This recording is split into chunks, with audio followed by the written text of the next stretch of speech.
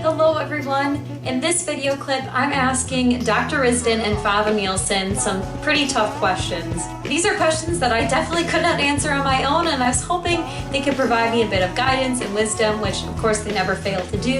And this part of the discussion is going to focus on two things. One is just your everyday existential crisis about how can I make an impact in the world and why do I matter if I'm just one person. The second whammy I sent to them was talking about civil discourse. I asked them how they approach conversations and how they approach people whom they disagree with.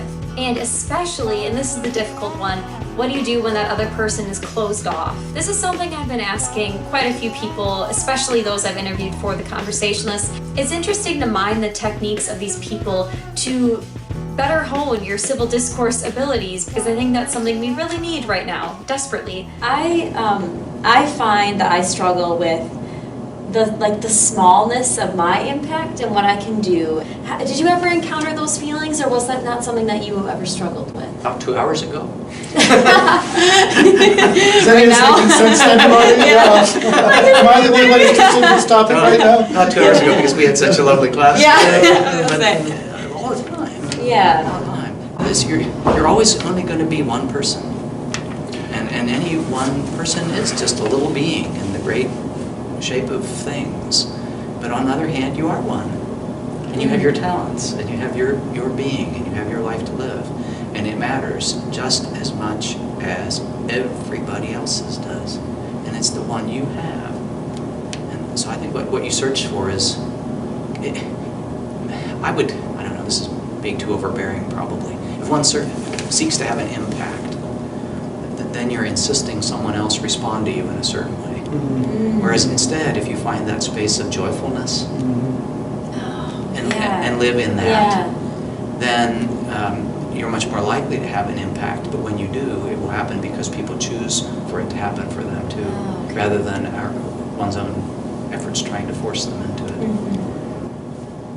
Something that sustains me is every now and then I'll receive out of the blue a postcard from a museum or a gallery of a former student.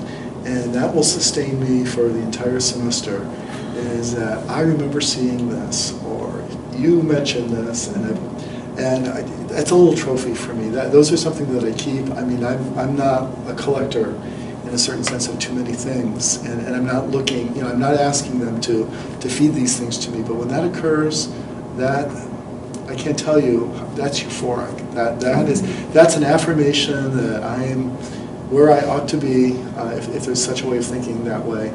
And it really, I mean it when I can say it will completely sustain me. That one little postcard. How do you approach conversations or interactions with people when you have really differing beliefs from them? And how do you sort of check your own internal biases in that? I'm always on the quest for the common denominator. I'm always thinking, about archetypal images. I mean, what was the essence of the form? That's what it is here. And so we're trying to look underneath, or to peel back the layers, that sort of thing, particularly with signs and symbols in the visual arts, because we do want to I think find those common denominators in the hopes that might stimulate that thought in other circumstances, where they might take that principle, that idea, and apply it.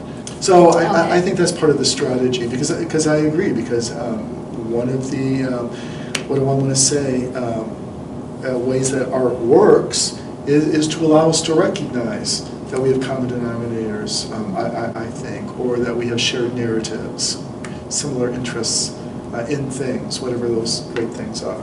You just asked, to me, that's a wonderful answer. One of the hardest questions I think you could ask. Yeah.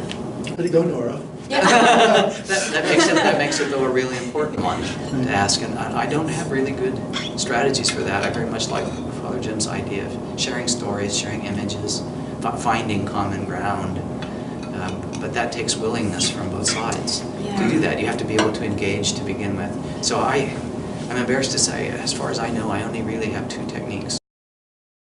I know this is the most inconvenient spot to butt in, but I kid you not, the video camera cut off at this exact moment. Literally, Dr. Risden was like, I have two solutions for this, and then right as he said that, it cut off. So I will be supplementing this part of his answer. We have the audio from it with some captions, and here it is. So I'm embarrassed to say, as far as I know, I only really have 2 techniques for this.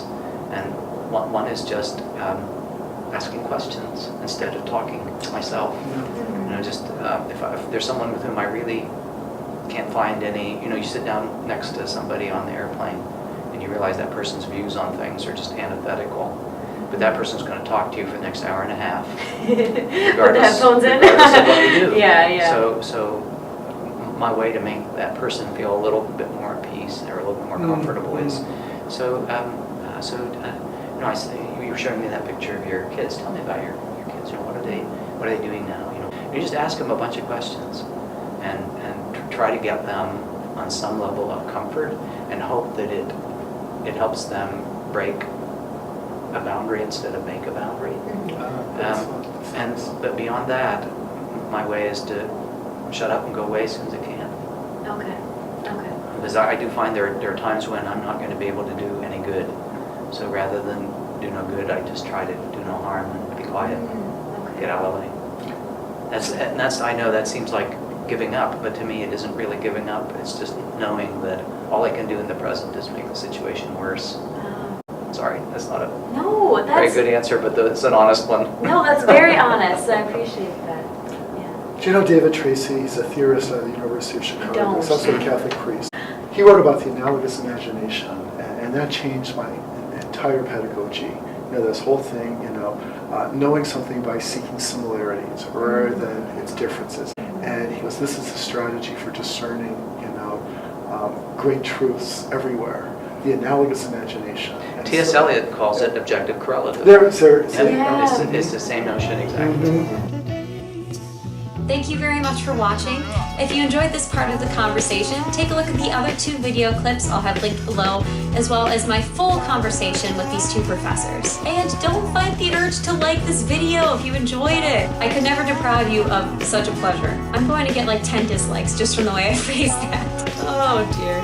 And if you've been especially inspired by these 2 men, feel free to subscribe to my channel for more videos like this coming up soon. Thanks for watching, and I'll speak to you soon.